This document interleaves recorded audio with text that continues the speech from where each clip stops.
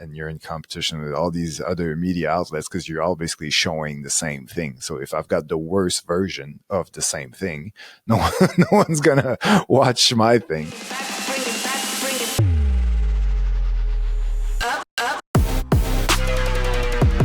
All right, so welcome back, everybody, to the latest episode of Game Day Glare. I am sports videographer extraordinaire, and I am with an even better sports videographer, Mr. Lance. How are you doing today? I'm doing good, E. So today's all about you. You got today's show, your topic. It's always about me. So why don't you tell our audience what today's topic's about? Today we're talking about interviews. So whether it's game day, scrums after a game, or more of a sit down documentary style interview, like what goes into it, anything from gear to shot composition and styles and everything in between. I need this, E. After this episode, I got to go and film 20 interviews tonight. Well, they're more testimonial style, but yeah, I got a big shoot tonight. So you're going to tell me all the tips that I need to host good interviews tonight. So thanks. I really appreciate you putting this all together for me. Nice. And when you do like testimonials like that, are you behind the camera and the person asking the questions, or do you have a bit of help? So tonight I'm going to have help. Tonight, actually, I have somebody else coming with me who's going to be behind the camera just to check focus and that. But I'm going to say like 8 out of 10 times I'm alone, where I'm doing both. And it's tough because you're monitoring audio, you're checking focus, you're making sure you ask the questions properly. You also want the person on camera to be looking at you, your talent to be looking at you. Most of the time, like I don't get them looking directly at the camera. I get them look at me. So it's tricky when you're managing all three of those things. So since I have like 20 people tonight, I have help behind the camera so they can really focus on me and I can focus on what I need to do. That's good. Because I was actually rewatching. I was going through my computer and I found this old documentary that I produced many, many, many years ago, and with no money. And because there was no money, there was one cameraman, which was Francois, who you know as well. And when I was doing the sound, like I had like a boom. And for that reason, there was no one there asking the question. So every time I was watching an interview on the screen, I was like, oh yeah, I remember that. They're actually looking at, I would tell him like, there's there's a TV or there's something in the background, just in the line of sight that I want them to be. So it'd be just look at that thing and talk to them as if it's me. And I would ask the question, then hold the mic, and then they would talk to this imaginary person. And it worked. But I think it worked because it was people who were comfortable in front of a camera to begin with. Because when you do that with high school athletes or any type of just normal random person who doesn't do cameras very often, it's very hard if you don't have someone that they can actually talk to and have a connection with and forget about the cameras and everything around them. Was the boom mic coming into your shot like this when you were asking questions and holding the boom mic? No, I think it was pretty good. You're pretty good. Well, I think to be honest, I think because I was trying to make it look as cinematic as possible, I think I added the like fake sort of black bars. So even if it was a bit in the shot, it would be cropped out by that. So tonight actually I have to do I'd say about 10 of them are actually kids, so it's gonna be kind of tricky, right? Because you know how when you're doing these interviews and you have kids, a lot of times they give you short answers. Like you'll ask them a question and it's like yep, no. So that takes a lot more coaching, I find. And the way I'm setting it up is I have basically 2 locations. So I'll have one for the kids and then one for the adults, only because it's a school program. So the kids I'm actually doing in the classroom. Well, that's the idea so far. And I want them to feel comfortable too. So I figure if I have them in their own settings and, one at a time, like no one else is in the room but me, the kid, and the other, obviously the person who works at the school and the cameraman, because you don't want an audience. You don't want people to feel nervous. You want people to feel as comfortable as possible. But with kids, it takes a little bit more work. You got to, work a little harder to get the answers you want. It's So true. that's why I got a little, quite a bit of work tonight to do. But hopefully after this this episode, I'll have some more ideas. So why don't we start with sound? Because sound is probably one of the most Most important important. Yeah. things. Yeah. So what are you using for audio? What's your ideal setup for sports interviews? Audio wise, ideal. Well, because it all depends on the location. But if you got an ideal location where you have like a room to yourself and there's not too much noise or not any noise, I definitely want to go with a shotgun microphone, and that's going to come sort of from downwards about I'd say 9-10 inches above the subject, and it's just going to be pointing. And quick tip: you don't necessarily want it to be pointed directly at the mouth. You want it to be pointed more towards their chest, because it stops having little mouth noises and pops and things like that. But yeah, shotgun mic just has more range in terms of like frequency. It'd be like it's a much more fuller sound, that sounds a lot more natural, a lot more like normal. Where if you have a little lapel mic, it's much smaller. There's not they're not as strong. Usually it's not like there's no phantom power and stuff. So usually it's more you get rid of a lot of frequencies, and it's not as I don't know the terms. I'm probably saying terms that don't Compressed. It's really. not I'm not a as sound guy, compressed but the yeah, audio. yeah, exactly. It's much more compressed. So yeah, if you got that option, I would definitely go with a shotgun microphone. But again, it has to be positioned properly. It's not just like putting a cheap microphone on top of the camera, and because when you have it straight forward like that, first of all, it's probably not pointing exactly where it should. And second of all, it's probably picking up some noise from the camera, and also it's also picking up because there's probably a wall behind your subject, so it's going to pick up the sound of the voice sort of bouncing off the wall, so it creates that reverb echo type thing. So even though you're using a shotgun, you need to use it properly. It's not just having a shotgun that really resolves all these issues. But a lapel mic is definitely useful, if anything, in that situation as a fail-safe. But depending on who you're interviewing and what type of video you're making, maybe you just don't want to see something on a jersey, or if it's a lady wearing a dress, a lapel mic can be a bit awkward. And it's also much faster if you just got like a shotgun mic that's just attached there on the C-stand or something, and people are coming in and out. Like you, for example, if you're doing 20 people, it's a lot easier to have a shotgun mic just ready to go on top of the chair or whatever, and just have people cycle through instead of miking them up one after the other. But in a situation where there's a lot of noise, there's a lot of echo, there's a lot of all these different things that are making a shotgun mic sound a bit weird, the lapel mic can actually give you a much better sound. So because it's going to cut off a lot of that room noise, and it's going to be so close to your subject that it's going to be easier to focus on their voice and cut out the rest. So for that reason, and there's not going to be as much echo as well. So for that reason, in that context, a lapel mic can be the option. So yeah, it just depends on the scenario. But if I've got the setup of my dreams, I'm definitely using a shotgun mic. Yeah, shotgun mic is just easy, right? Everything's set up. Your subject walks in, they sit down, boom, you're ready to go. Lapel, you got to always, can I just run this up your shirt, run this down your shirt? Then you got to check your audio again. Unfortunately, tonight I am using lapel.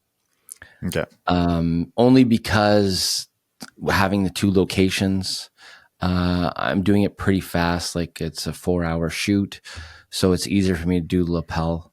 Especially, I have the DJI kit. I don't have the 32-bit float one. I just have the older kit. It works very, very well. I just attach the little. I have a little lapel mic that attaches to it, so I'll just run it. They wear it in their pocket. The receiver it works really, really well. I want to get the 32-bit float though. I haven't used it yet. Have you? No, I haven't. That's like going in my camera bag by the end of this year for sure. Because you can't peek. It's so nice to have that Yeah. option, you know. Like I lower the sound on the receiver, but I also lower it in my camera also, just to make sure I peek. But having that fail safe, that's a game changer. And I think a lot more people would use lapel with it, because when you have a shotgun mic, you're not so worried about peaking because you do have that little bit of distance. You are still lowering a bit, but the lapel is really, really close. So you peak faster, at least I find. I'm not Yeah. so worried about seeing the lapel mic anymore. I feel like people are used to it. I mean, hey, look at you. You're a YouTuber. How many YouTube guys just stick it right to their chest, and you just see it? Oh It's in the yeah. shot. And They sometimes don't they care. even hold it. Yeah, exactly. So having clean audio makes a huge, huge difference. I just, my personal opinion though is shotgun mic is just easier. It looks cool too when you have a subject walk in, they sit down and you're ready to go, instead of having to take the 2-3 seconds to lapel them. But Yeah. even like a car wash day at the Canadians this year, we're still lapelling guys. We everybody's lapelled up. They like the sound better. It seems easier. It clips on a hockey jersey anyway. It clips pretty nice, just up in the collar. You don't really notice it because there's a logo there anyway. So that's what we use most of the time. Well, that's the other thing that bugs me about lapels. And again, like it's only because I'm going for the best sort of case scenario, best sound, best room, all that stuff. But like what's annoying with the lapels is that technically, you know, a lot of people, yeah, you pass it through the shirt and you put it sort of right here on your collar, where typically, normally to get the best sound, it should be more around here.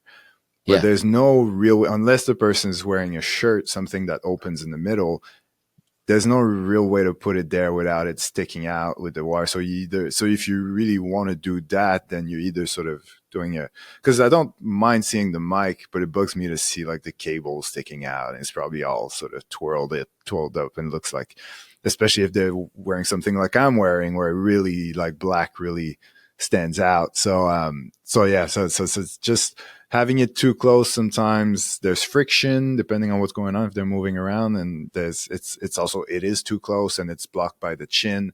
So there's all these things that like, I feel like I'm not getting the best sound that I could. So yeah, I really prefer the shotgun, but that's also, you know, I'm using XLR, like good shotgun mics. Like I'm not just using like a cheap shotgun, you know, the cheapest Rode microphone. So there's that to take into consideration as well. That's why I like them so much, because I have good ones.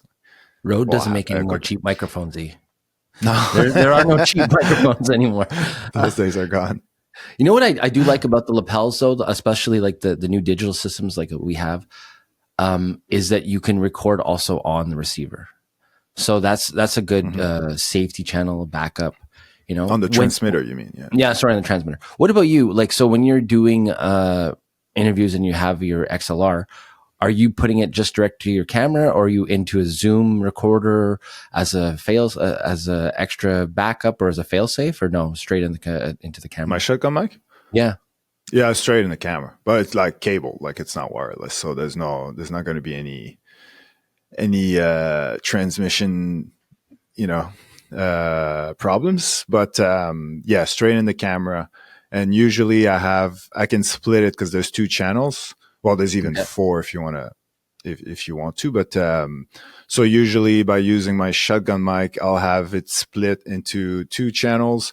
One, I'll manually, you know, I'll put it at a level that I'm comfortable with, and the other I'll leave on auto. So if for some reason I messed up my thing on the channel, because usually the one on manual again is less compressed because it's really just a natural, you know, ups and down of the person's voice, where when you leave it on auto, if they scream or if they're like they're not talking much and the microphone starts going up while the camera sort of turns up the volume, then yeah, it affects the quality. More often than not, it's not too bad if they're sort of on a similar, you know, level the entire time. But it helps if they're screaming, for example, and my thing that's set to manual just peaks, then I can go to the auto version, the auto channel, and it probably won't peak on that one. But other than that, I'll use the manual setting because yeah, it's just a fuller sort of range of the voice. But yeah, I do use lapels if it's a lot of moving around, or if it's definitely like a mic'd up situation. Definitely lapels, and I'll definitely use, like you said, I'll record inside the transmitter, so that's because you get usually much better audio there than what's recorded in the camera. And also if it is like a mic'd up situation where sometimes when the player when they turn their back to you, you can lose. Um, there'll be drop offs in the audio, so there won't be any of that happening if you use the transmitter's audio. But then that means you have to sync up everything in post. But What mic kit do you have in your camera bag at the moment? usually, well, my go to microphone. When I'm making my videos, I'm looking over there because it's right there. It's a Rode NTG3, which is a pretty good studio microphone, but I only use it for doing my YouTube videos. On when I'm on game days or filming sports, anyway, I've got a shorter sort of shotgun microphone, because that's the problem with the studio ones. They're usually quite long. So I've got one that's probably half the size, but just as good. It's the Deity S Mic 2, I think it's called. And I really like it. I really like the quality that comes out of it. It's really similar to my NTG3, but yeah, like I said, smaller size, so it doesn't. Because the problem with a longer shotgun, first of all, it's annoying because you don't want to hit people or whatever with it.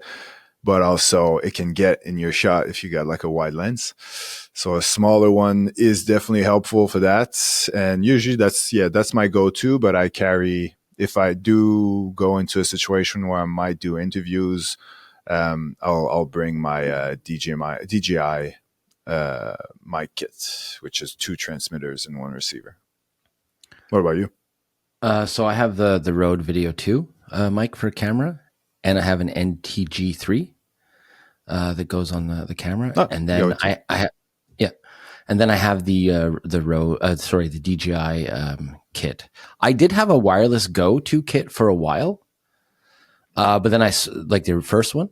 Well, sorry, the second version, but not the 32-bit. And then I switched it for the DJI because the DJI at the time had the charging case. And that was a big game changer when it came out. It was like, okay, I can always have it charged. I don't have to worry. Because with the first version that I had of the Rode Wireless, I was always worried about having it charged. So that's why I made the swap. But now the 232-bit float ones, either DJI or Rode, they both come with the charging cases now. So now you don't have to worry. But I'm interested to try the 32-bit float. I'm not sure which one I'm going to get. I am leaning towards DJI only because I haven't had any issues with my current set. So why change? Yeah, no, well, I'm not sure. Yeah, the new versions of Rode's, like how what they changed other than that and the 32-bit float. But because what I didn't like with the prior version was that you had to go through the app to pretty much do anything. You couldn't just plug in the transmitter, just take the files out. Like you had to export them, and it was just like a whole process where DJI was pretty much plug in, do your thing, unplug them. It was much easier to manage. And also, I think going into the receiver to change settings was a lot easier on the DJI as well. Not super easy, but just more convenient. So yeah, for those reasons, I definitely prefer DJI, but I think the audio quality is pretty much the same. I've actually used this Rode microphone in my camera for a client. I faked a podcast clip, and we plugged it in, and I tried it, and it seemed fine. I still captured audio on an extra source just in case, but it was just more for the look. And I said, oh, while I have it, I'll try it. So I tried that too. But I'm very happy with these Rode mics. I mean, obviously, look how good we sound on this podcast every week. So they're doing the job. True. All right. So enough audio talk. Let's start talking about shot composition. Okay. Yes. So the number one thing I feel when doing interviews, it's framing. Yeah. So what are you doing? Straight on? You doing rule of thirds? You looking off cam? What are you looking for? I mean, obviously it depends per project, right? Not everybody that you're working with wants the same look, but what is it your preference? Yeah, well, yeah, like you said, depends what you're doing. Like, what's the video? If I'm just interviewing someone after a game, real quick, getting a comment, I'll try to have something interesting in the background, but the shot won't be, that prepared. That organizer will just be like, okay, we're here, the players here. How can we make the most of what we got right here, right now? But if I'm doing more of a documentary thing, then yeah, like I think watching Netflix, all these documentaries, like there's always a nice sort of setup in the background, and so you try to do something like that. So like for you, like the idea of the classroom is perfect. Like ideally, I'm guessing if you're doing like a full sort of classroom, you're going all in into the classroom thing. You probably want them at a desk sort of at the front of the class so you can get a nice view of the background. Hopefully there's drawings and I don't know, like something in the background that really like screams classroom and is sort of out of focus. And yeah, you want to make them, you can either like when it comes to like, do I want them like rule of third, like on one side or in the middle? To be honest, it depends. I like to play around with these things, and ideally, like my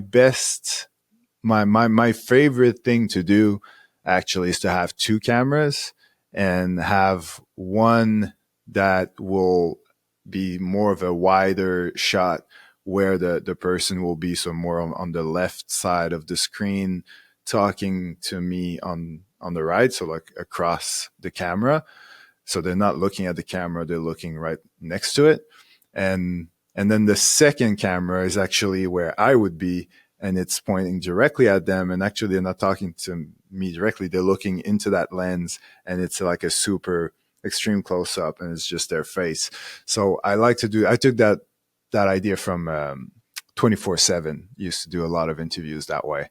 So that way you get that wider shot where it's that typical sort of interview style, but every time they've got something more emotional, more like, intense to say, it would be that close up shot where it's just the face and it's straight on, like down the barrel, talking to the camera. And that would be like, it really, it really hits hard. So you choose your moment. You don't really overuse it.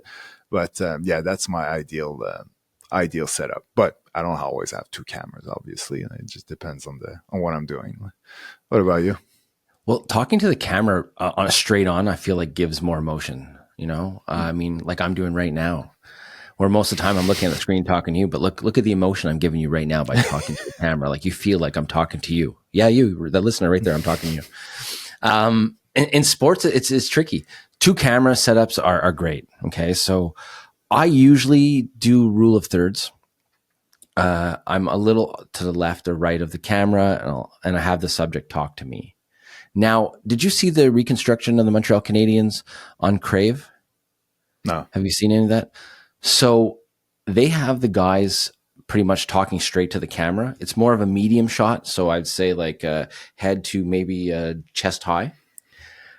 But their second angle, it's different. So a lot of times when I do a second angle, I have the person's head on one side, and then I leave space on where they're talking. They did the Yeah. opposite. They did the opposite where the face is ending at one on, say, the left side, and the space is left behind the head. And it's a really, really good shot. And it's something that I never use. But after seeing it, I'm going to try that in a couple interviews. But you have to have two cameras.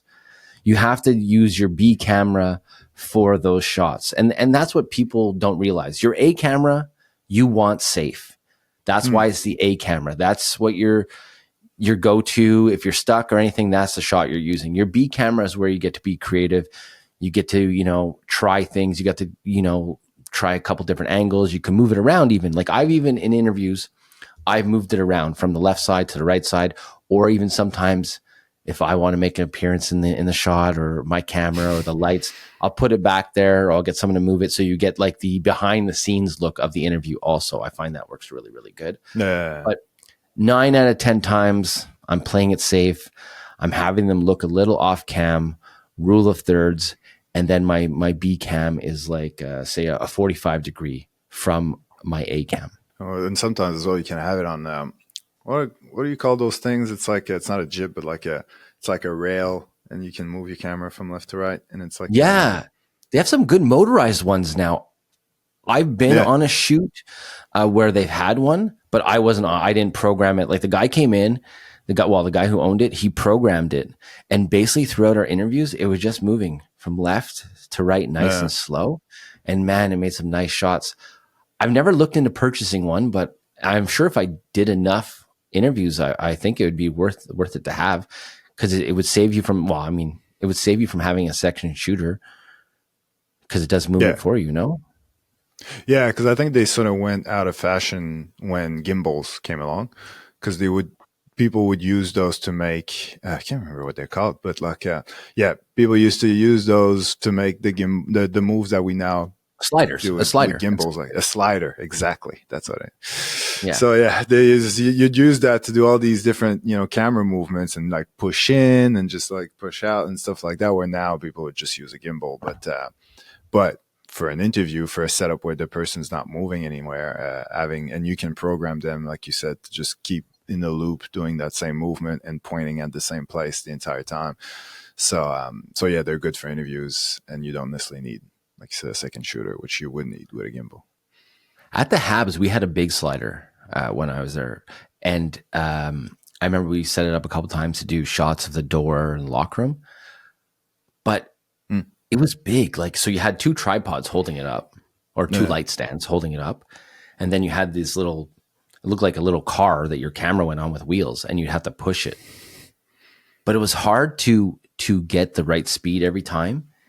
And it seemed like every now and then you'd have to, check the track to make sure that there was no bumps, because every now and then you get a little bump in that. So these motorized ones have definitely taken out a lot of the challenges that the old sliders had, because they're so smooth and it's doing exactly what you want at the speed that you want. Where the old manual ones, you controlled it. So it was really up Yeah. to you. Yeah, I think I had one of those. I definitely have one, like a manual one. So yeah, and it has to be a good one, because if it's a bad one, then there's a bit of like jerkiness in the move sometimes. So you have to try again, and yeah, it's always like you have to do it 5 times to get it right.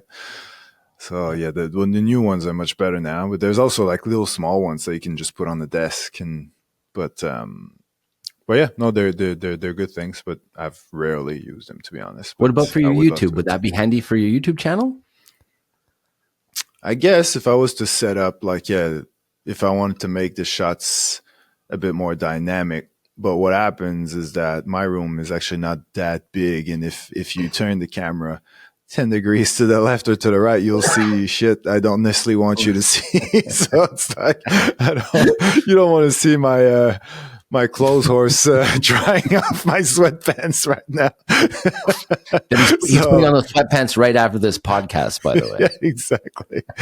So yeah, so that's why too much movement probably wouldn't help me, but yeah, it is a way, like now, like all these those cameras that can follow you around and things like that. It would definitely make my shots more dynamic, but at the same time, I shoot in 4K, so all that I could create in post, and it would look just the same. No one would be the wiser between a gimbal movement or just me faking a dolly or some sort of movement in post. But yeah, that's why I tend to keep it simple, even at game surf, to be honest. Like I'm filming football in a couple of weeks, thinking of bringing a gimbal, and I'm like, do I really want to have to go through the whole undoing the gimbal to then shoot when the game starts, blah, blah, or I can just film everything handheld and create those movements in post. And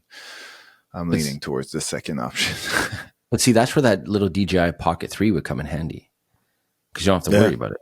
So that I mean, I didn't get it yet, but because I'm going to get that drone, the one that follows me jogging first. I need that first. So interviews setups. What's the coolest interview setup that you think you've had, like background wise or composition wise, so far in your career? Anything stand out? Well, in terms of like the complexity of the project, I would say it's there's a couple of media days that I've worked on. One was with well, I've talked about this on the podcast before. I think like when I did like the uh, um, USA men's basketball team and then the Australians as well. Like we had all these backgrounds like set up with tube lights. So like I had actually hired like a gaffer, like someone that comes in that has all the lights that you need and knows how to install them and control them during the shoot. So it's definitely like a team operation sort of thing. So yeah, the background was just we designed something with the lights and we had smoke and all these different things. So from that perspective, that's probably like, you know, there's a whole conversation that goes into how we want it to look and where we want the cameras to be and what we're trying to achieve and all these different things. But to me, my preference is always more to have something that looks a bit more natural, like to have something. For example, I remember doing like interviews for a cricket team, and there's stands that's like they call it like an old stand, and it's like, you know, it looks like it's the same seats that were there since the 1930s, and so you try to position the camera in an angle that they're sitting in there, and you can see like all the old benches behind them, and you can feel like how you can even see some of the you know the roof and things like that that definitely looks sort of older style. So you definitely want to have like a wider shot that shows all that history around the club and the scenery and get a bit of the sun and the sky in the background and get everything into like having fun with those things. To me is a lot more, I prefer to do that than to create sort of a fake background out of nothing. I'd rather be either outdoors or somewhere that looks a bit different, or just not what necessarily looks different, but like you, for example, you're in a classroom. How can I make the most of that? And how can I find the best angle to make that classroom look awesome, which is not necessarily easy because you're going to get there and it's just going to be like neon lights, you know, everywhere. And it's like, all right, how do I There's a light bookshelf. display so that huh? There's a bookshelf. Oh yeah. Well, yeah, but like, you know, maybe if you bring your own lights and then you can control that a bit better. And then, you know, well, you know, depends on how much time and how much money we're talking about. But like, yeah, there's ways to make a room that looks like shit normally look amazing. It just depends on how far you want to take it. But that's the type of challenge that excites me more than having the lights and when like tube lights and just like create a fake background that doesn't really exist. So one time I did this corporate video, branding video for this company, and they're a lighting company. And what they do is they do these crazy lights for hotels and car dealers and stuff like that, where you can change it like the light programs with the sun, so it can act as a sun. It can go like from light to dark as the day goes, and it's all these little LED strips. So when I did like the owner story of how he started the company and all that, he had these just two models that were in his showroom, and I said, well, let's light those up. And I lit them up, but it was all like little LEDs. And I said, okay, so I used that kind of as a backlight, and then I had to light them. But the problem was I had to light them up so much. Sorry. I had to light them up so much because the lights in the back were dark, Mm-hmm. were so bright, right? Anyway, and I had to boost my shutter like crazy because they're LED and they were flickering. I was getting a little bit of flicker. But after a while, it took me to work that shot. It looked really, really good on the interview. Like you couldn't tell that they were LED lights. It was like it looked like bars of lights, but it was all individual LED lights. So that was one of my most memorable when I'm thinking of the way it looked. It was a simple background, but for their brand story, for what they sell and the outcome, I was really, really happy with it. It took a while to perfect my camera. Yeah. But once I got that done, that was pretty good. Now, Yeah. in sports, one of my favorite places to film, say if I'm doing hockey, because you could shoot it at any arena, is in the stands. Hmm. Now, the problem with filming in the stands is you got to bring lighting because most of the stands are dark. Or if you have the subject and the ice is behind them, the ice is brighter than the subject. Yeah. So you got to make sure you brighten them up so they're lighter than the ice. So that's the tricky part there. Now at the Habs, one of the coolest rooms that we have to shoot, well, we shoot a lot, is Salon des Anciens. So it's the old timers room. So when any past Canadians player comes to a hockey game, they get to go there and they have like, I don't know, drinks and dinner and all that. But in there, they have these nice circle lights, and you'll see it in the Crave special. But on the wall, they have a picture of all the captains. So when you do that shots from there, it's nice because you bring your subject nice and close to you, and you have all that background of you see captain stuff. So you never get to see everything in the room because it's a huge wall. But when I've done interviews there, I always show different pieces of it. So either sometimes it's the flambeau, the flame, or sometimes there's pictures of Patrick Waugh on the wall, or all the captains. So I like filming that room because it gives you a lot of different elements for the background, even though it's the same background. So you can do multiple interviews in there, and you can just by shifting the person, not even shifting your light set as much, just by shifting the person, you get a different perspective of that room. So that's one of the places I like filming at the Habs for sure. No, I think I like kind of like speaking of composition and everything. Like I like when the background sort of gives you, and I think like you see that a lot on Netflix, like documentaries, like the setup of the interview sort of tells you a lot about that person. Like they'll interview someone that's supposed to be super rich and high powered type of position. Like they'll be, in a super nice office or in their living room, but like you can tell that everything in that room costs like at least $1,000, whether it's a couch or just a little thing on the coffee table. Like everything looks expensive, and on the other end of that spectrum, like someone who's supposed to be like, I don't know, like some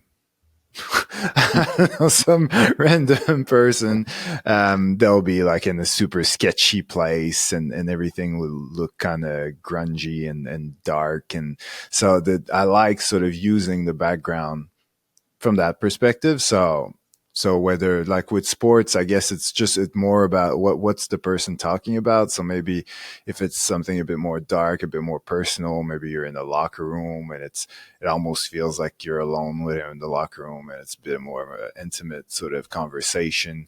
Where if it's something more about sports, about action, and then you're in the stands, and then there's the ice background behind you, or the field, or whatever it is, or I like to have these sort of use the background to help tell the story, basically.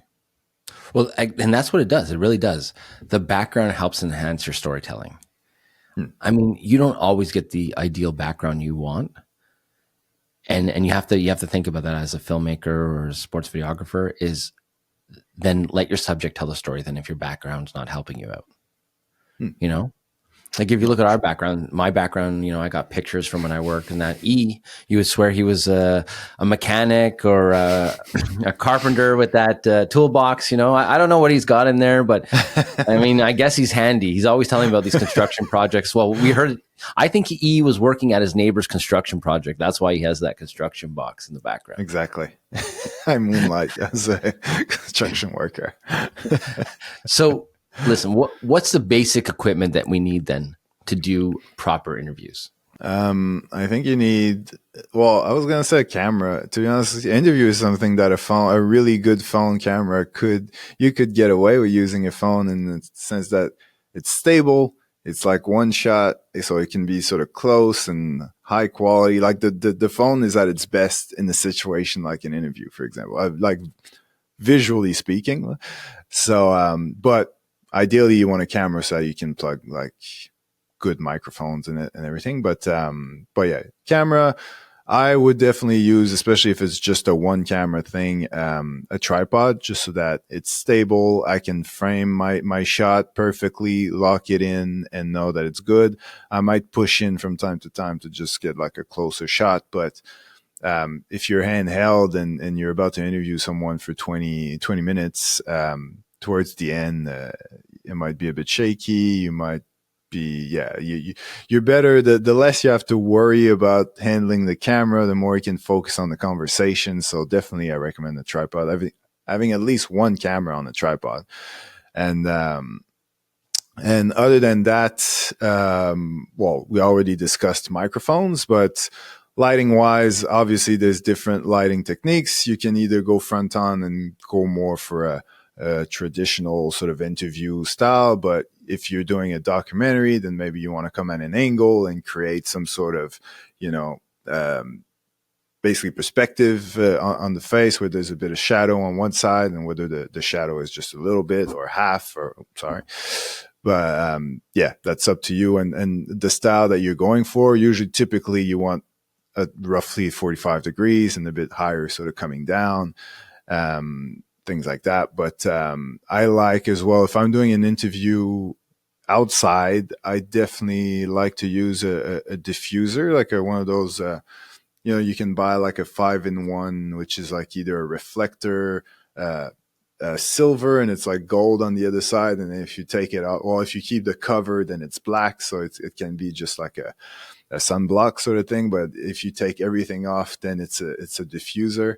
And using that outside when you're filming in the sun makes a huge difference, because in the sun everything's like super harsh and there's highlights, like especially like on the face, like as soon as it's a bit shiny and yeah, everything's like where there's sun, it's everything sort of super bright, and when there's a bit of shadows, it's super dark. So you just pull up that thing, put it between the sun and your subject, and then everything becomes just sort of at the same level, and the dynamic range is just much better, and it looks like so much better. So, but then, you know, you need extra hands to hold it, or a few C stands or something, like some yeah, stands and clamps. But if you can, because these things are actually like super cheap, they probably cost like $15, but you just need someone to hold it, basically. But yeah, that's definitely my game changer when filming outside. If you can have one of those to block the sun, and well, not block it, but diffuse it, it just looks way better. My suggestion is to not film it outside. Outside is hard. Filming outside is hard, man, because the light, I mean, it depends. If you're doing a quick 5-minute hit, then yeah, you're good. But if you're doing longer interviews or different people and that, it's tricky because it's constantly changing. Yeah. It's constantly changing. So yeah, you need a deflector, you need stuff like that to help at least block it or bounce it to make it a little softer. And it's harsh. So if I have the choice, I'm not doing it outside. I'm doing it inside where I can control everything. Equipment you need, honestly, you need a light kit. And I feel like minimum, well, a good light kit, a 3 light kit. So you could do like 3-point lighting. That's probably one of the easiest ways to film interviews. Tripod is definitely, because I have been stuck, and you have too, where you get a guy talking and your handheld and your arms are killing come the end of it. So get a tripod, get it nice and stable. If you're filming outside, like you just mentioned, I would maybe get a windscreen for my microphones, or even the little lapel mics. They come with a little dead cat for them that you put it on. I would put that on too, just to help with the noise. But the biggest thing when doing an interview, it's lighting. Lighting is the key. So I can't stress that enough. You know, if you can get a softbox, get a softbox too. If you don't have a softbox and you only have like say you have a cheaper light set that you got off Amazon, just make sure that you can control the temperature, color temperatures and dimmers, and that will definitely help you out also.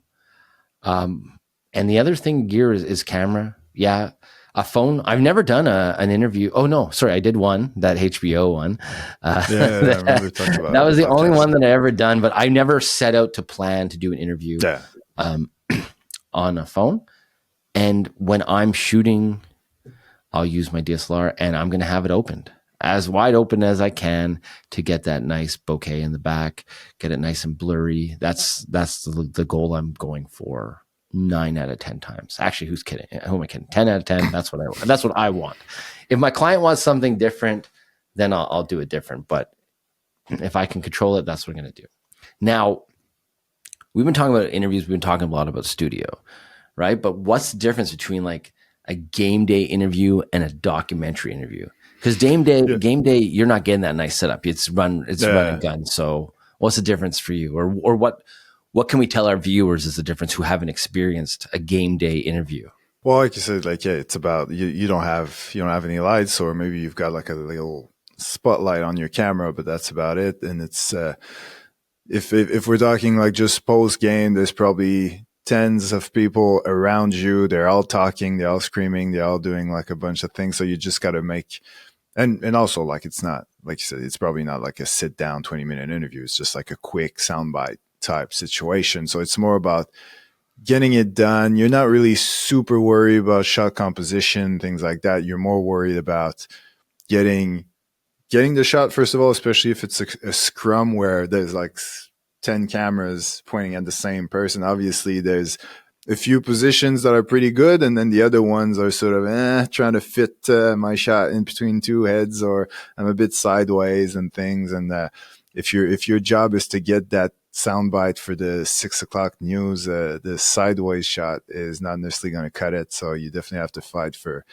your spot. I remember doing press conferences for the UFC, but well, not for them, but like at UFC events, and we would just be there super early, just for that reason, just so that I can guarantee having a spot that is, if not dead set in the middle, not too far off. Because if you show up at the last minute and all the cameras are there, and you're stuck at the end of that stage where all the cameras go, yeah, your shot is not going to be great. And you're in competition with all these other media outlets because you're all basically showing the same thing. So if I've got the worst version of the same thing, no one's gonna watch my thing.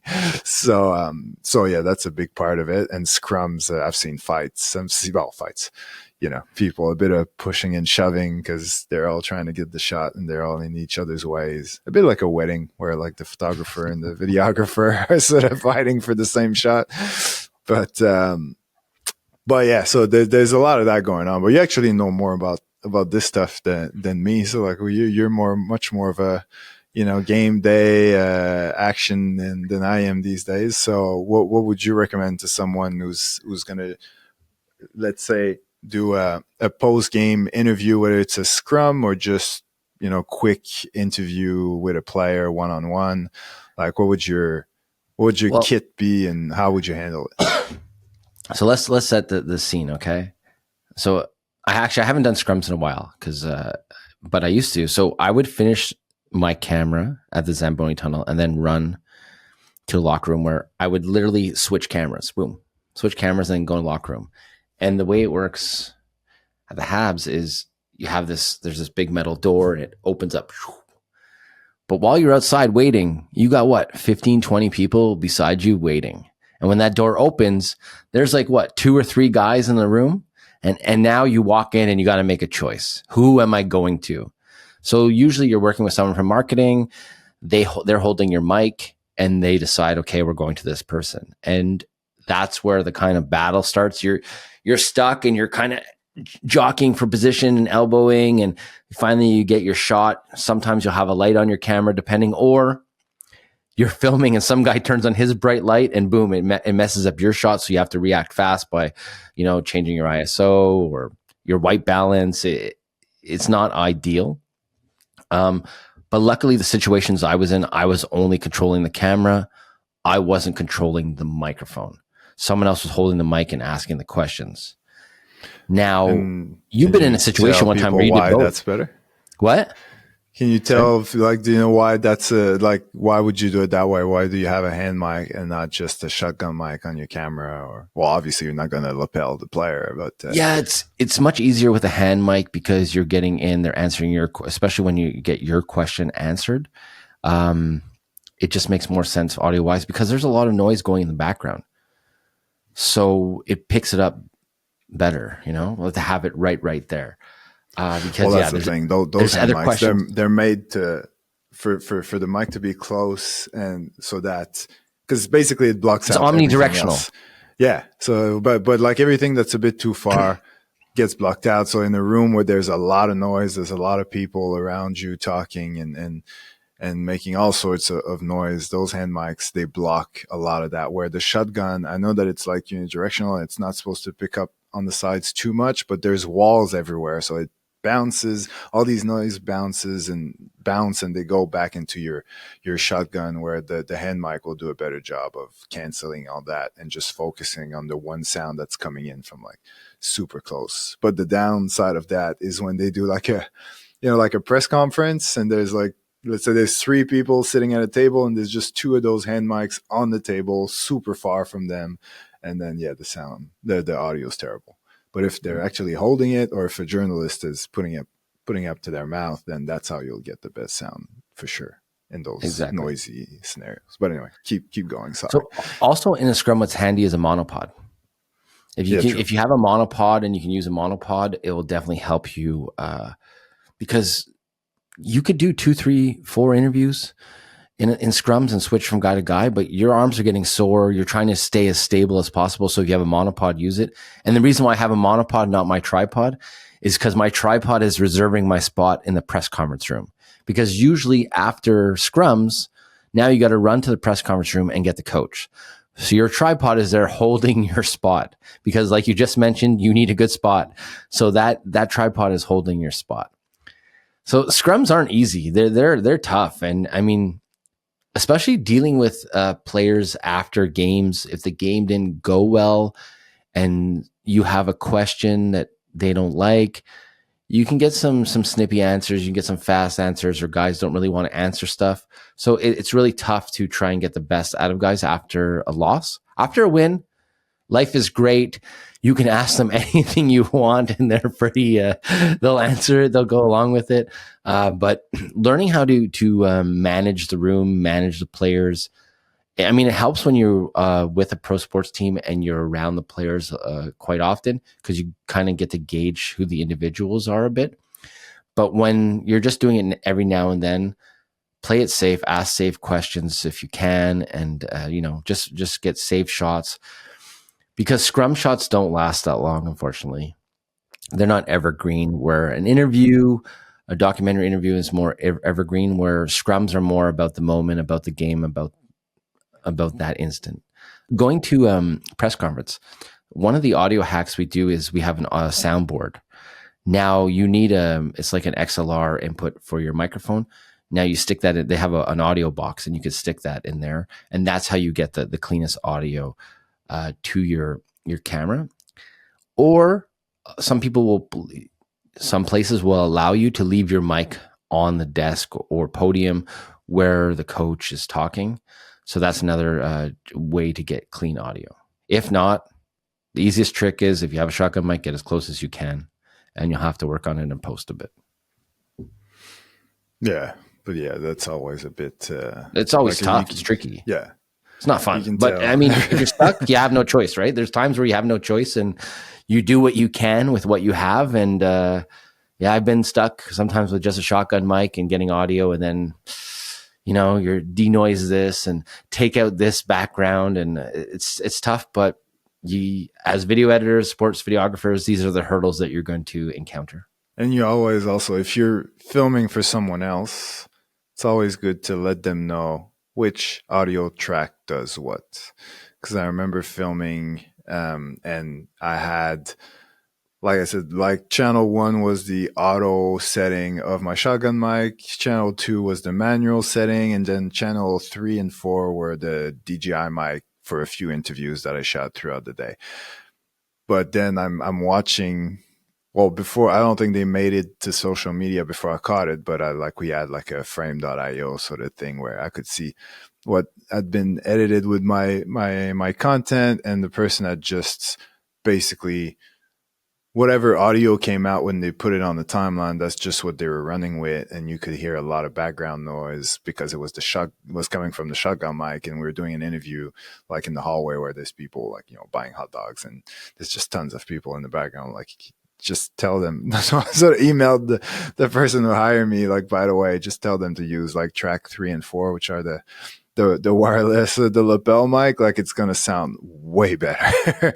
And so yeah, sometimes when people don't know they hear channel one and just assume that this is it. They don't realize that there's other channels, or they just hear all these channels simultaneously and don't realize that each of them has a different level of quality. So it's always good to let people know what's what. Well, But even after scrums though, you got to get those, like if you're working for a sports team, they want those scrums up right away. So you got to hustle back to your laptop or computer, and you got to export those clips right away. And yeah, audio channels is huge, because there are times where you forget, even yourself, you're so busy rushing to get them the clips that you could mess up on the audio channels. So it's a minor detail, but it's good to note for yourself also, not just for the client. yeah. Yeah. And like you said, I think like when you're doing press conference, you're doing scrums, sound bites after a game, it's pretty question wise, it's pretty standard. It's, how did you feel about this and about that? And where do we go from here? Blah, blah, blah. But for documentaries, questions there's a wide variety of the type of questions that you can ask and where you want to go with it. Obviously, it's it's your story that's going to dictate what you're going to be talking about. But I'm doing this very long-winded transition to ask you, what are your favorite questions to ask in a documentary? In a sense that obviously it's not like a topical sort of what's your favorite topic to discuss, but more of like what techniques do you use, and what questions do you use to get sort of the best answers out of people? What you feel makes them more comfortable? Is there a way that you use to make them feel more comfortable? Is there like an order in your question? Do you build up to your bigger questions, or is there a question that you always start with because you feel like it's a good place to get people, like I said, comfortable and talking, and just sort of talking freely and candidly, and just sort of forget about the cameras and have like a genuine conversation? Like, how do you go about that stuff? So what's your plan usually, for tonight, I should say? yeah, exactly. Honestly, the number one thing is to make people feel comfortable. So if you're doing like a high end athlete, obviously, like, look them up, know a little bit about them. It helps, because when you're miking them up, say with a lapel, those 2-3, that minute or whatever, while you're setting up, you could chit chat fast about random stuff, stuff that they interest. I wouldn't go talk about the game last night or anything like that. A lot of times it sounds weird, but like one interview I had this like this, I had this Nike golf shirt, and this guy liked it, and he started talking to me about golf. So it's nice for them to talk about things, especially the athletes, things that aren't in their sport. But there's a fine line. So I just try to really make everybody feel comfortable and let them know, like, hey, I tell them right away, like, don't worry if you're not happy with your answer, we can redo it. And I make them understand that it's just you and I talking. We use the best parts. The stuff that we don't need, we won't use. If you don't like something or you want to redo something, no problem. I'm here to get the best results and best answers from you. Question wise, it's always tough, right? Like, every sport's different, every person's different, every video and goal is different. But there are some questions that you can always ask. And I feel like they're good warm-up questions, is ask them about, like, when they were younger, who inspired them, how they kind of got on this journey. You get them to open up a little bit about their past in that, and then you can ask them more recent stuff first. And usually the first or second questions aren't really the best answers. So you want to save your best questions, at least I do, for the end, because then it's giving them some time to warm up, to feel comfortable, to kind of forget that camera's there.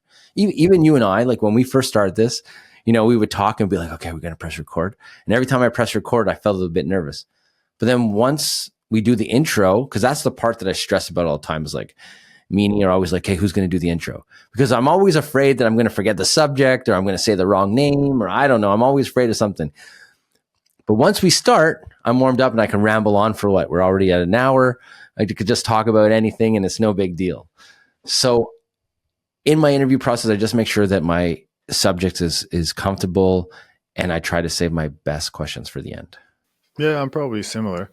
Also like getting them to talk about stuff that's not like, I hate because sports interviews, not so much now, but still to a degree, but like they used to be always the same, right? There used to be always the same questions and the same answers, and that was the number one complaint about athletes is that you always get the tape. You know, it's always the same thing. You know exactly what they're gonna say, I and get also pucks deep. sometimes, yeah, and also because like some of them, you know, they're not camera trained, they're not actors, they're in front of a camera because they have to, and you know it, and to help them, you sort of a lot of like what a lot of journalists what they do, and I can totally understand why they basically feed them the answer. Like the answer is in the question, so that way they're guaranteed to get an answer.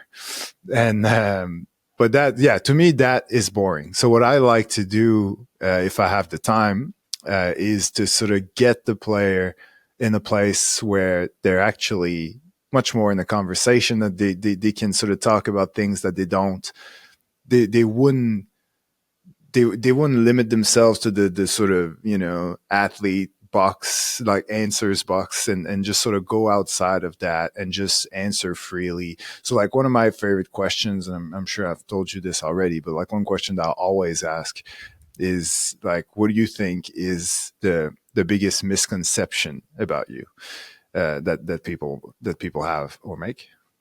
Anyway, like, so because straight up when I ask you, well, like if I ask you what's the biggest misconception about yourself, you start thinking about all those things that people have judged you on, but you never got the opportunity to say, hey, this is not who I am, that's who I actually am.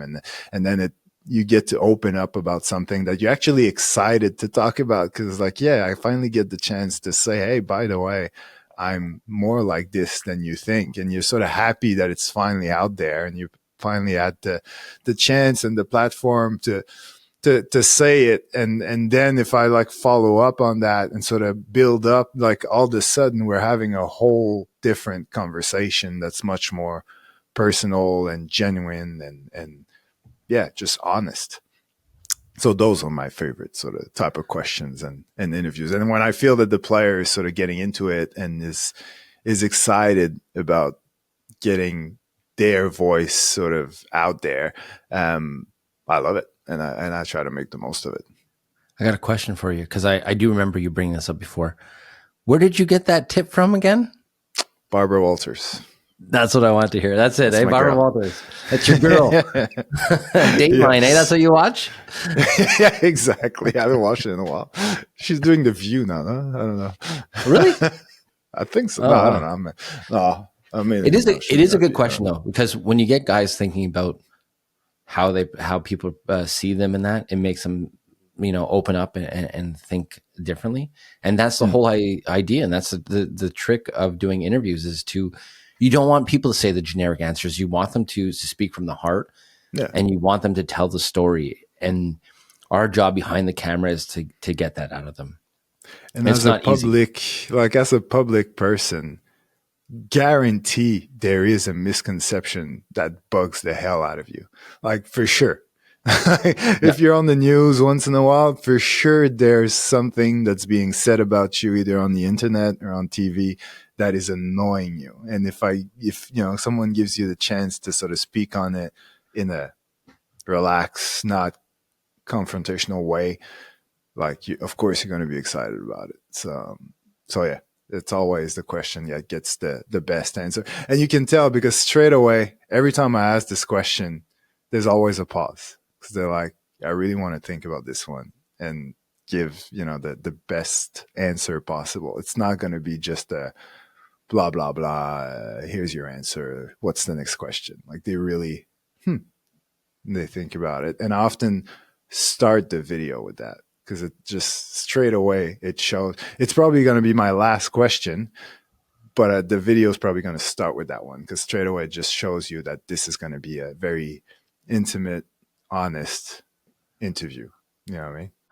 I like to have the camera rolling too sometimes before they walk in, so you get them sitting down, getting ready. You do the clapboard stuff like that. I might not use it, but I can definitely use it for B-roll and that too. So that if you have the chance, get the camera rolling. But that's a good way. Yeah, you start with those moments when they're thinking, and and not quite sure, it's a good way to open up a video for sure, for sure. Yeah. So So I think we've rounded up. Or do you yeah, have any yeah. more? Do you have any I more got question? Any I got interview I questions got for one me? more question for you. I got one more question for you. So if you well, first it's a two-parter. Oh, Okay. So out of all the documentaries or interview styles, what's your favorite? And if you could work on one of them, what show would it be? it's a good question.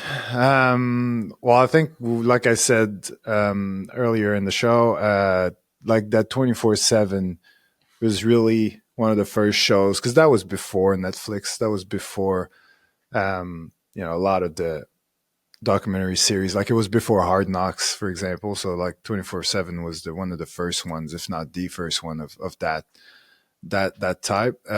So it's definitely, it was either they were doing it for either hockey, where it was like in the lead up to the Winter Classic, or the outdoors game. So they would follow both teams for the first few months of the season and build up that game, or it was for boxing. So there was a camera team with each main event boxer, and they would follow them and build up the fight that way. So like in both cases, I really liked the storytelling aspect. I really liked the aesthetic, the way they would do these interviews, and so that was really my thing. And then I fell into the 30 for 30s, and just fell in love with that. And so for your second question, I think my dream, it's not that there's a dream show, but if I could produce, or like my own sort of 30 for 30 documentary, that would definitely be a dream of mine. Like, well, whether it's a 30 for 30 or just like a sports documentary that ends up on Prime or Netflix or something like that, yeah, that would definitely be a dream come true. Well, What about the you? 30 for 30 is cool, right? Because there's always different directors. So there is a Yeah. chance that you could do a 30 for 30. One of my favorite styles So you're is saying there's a chance. that's it. That's what I'm saying. There's a chance. I'm going to say The Last Dance. The Last Dance hit it out of the park. And strictly for this one reason. All the memes, all the Michael Jordan memes of him just laughing at people on iPads, it went viral just because of that. And I think they did really good marketing. Obviously, it came out when the world was shut down, so Yeah. it got so much more hype than it would have. But I really, really enjoyed it. I enjoyed it because I was a kid growing up watching those games in that era. So I really felt connected to it. I liked all the interview styles. They did some very standard styles, but they also did some different ones, like low angles when he's looking at the iPad, or how other people's reactions were. So they would, when they had a guy's reaction, they were really up close on the interview. They used the B cam Yeah. for that. So I really like that. Now, if I was It going to also work helped on that one, like Michael Jordan's like one of the biggest superstars in the world, and yet you rarely see him give an interview or anything like that. So yeah. when when you hear that he's doing like a 6-part documentary, like if you're a basketball fan, you're gonna watch it for sure. Well, what I liked about it too, it's been like 30 years. Hmm. So for these guys to go back 30 years and remember it, now, when you remember something, it's not always the same as someone else remembers it. So I really like seeing their different points of view, and that so much time has passed, and the fact that they planned this back in 1996. Like they had a camera crew, they filmed all this behind the scenes footage, and then they just canned it for 30 years. Well, 28, Yeah. but whatever. Anyway, my math isn't good today, but the fact that they pre-planned this, I think that's what really caught my eye. Like, okay, Yeah. you guys have been sitting on this footage forever, because nowadays everything comes out instantly. Yeah. So it was kind of nice to wait for that. So I think working on something like that would be awesome. And for me, a project to work on would be cool, is so like that new Expos documentary that they're working on with Netflix. I would love to work on that. And I would love to work on it because I was a part of the last 3 years, and I like to relive some of those moments, because when I watch documentaries that I knew the story, you feel like you're reliving some of those moments. And that's the whole idea of that. So for me, I would love to get on that Expos documentary. So Netflix, if you're watching, I live in Montreal. Sure they are. You know, I still got some memorabilia. I'm open to contract negotiations. So give me a call. Just call my agent E, and he'll hook you up. Okay.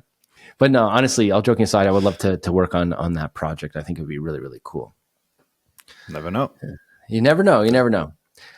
Now, usually we do Q&A right at the end of these episodes, and I do have one question that I actually asked.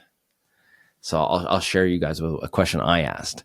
At the car wash, Canadian's Car Wash this year, we had light technicians. They came in and they lit all the studios. So while we were waiting for players to arrive, I was talking to a lighting technician about his lighting techniques because I'm always trying to pick people's brains. And I actually asked him for an interview, what is the ideal light color you're looking for? Now, before I give my answer, what do you think that ideal light color would be? I'd say daylight, like 56K. Not 56, but like 5,600. That is why you have a YouTube channel, E, because you are right. That is exactly what he told me. He said that is the best color to shoot your interviews on. He said, now, obviously, this is what everybody thinks, but in reality. Yeah. No, because I wasn't sure. Because sometimes, depending on what lights I have or how strong my lights are or how the room is, obviously you want to shut off the lights, right? The house lights, as we call them. But there's times where you can't shut off the house lights. Like I've been in arenas where you don't have control over the lighting. So then you adjust your lights to those. But he said if you can control usually more around like a 4,300, something like that. Exactly. So he said if you can control the lights, 5,600 every time. And I thought it was pretty interesting because I never really thought about it that way. So now I've been doing that. And that's what I'm going to do today for my interviews, if I can control all the lights, obviously. But yeah. There you go. Did you do a video on that on YouTube? Is that how come you knew the answer? No, but I know that like, daylight is 5,600 and then 3,200 is more of a tungsten or whatever it's called. And usually it's like one of those two. Well, it used to be back in the day where a light was either one or the other. Like now you can basically pick the color temperature that you want. So that's why now it's a bit more, you can play around a lot more with these things. And, there's no one walking around with gels anymore and things like that. But yeah, if there's lights, like for you, for example, you're showing up in a school, you might not be able to shut down all the lights. So you might have to just sort of go off what's going on there and keep that same color temperature all around. And just to adjust your white balance to that. Yeah. But anyway, I suggest if you guys are on sets or around other people, ask questions because there's no harm in asking. And, I've been doing this for a long time, and asking that question and he gave me the answer. It wasn't the answer I was expecting, but I was happy I knew that answer. And all I needed to do was really just ask E, and I would have known for sure. I know everything. All right. So I guess that's it for this episode of Game Day Glare. See ya. See ya.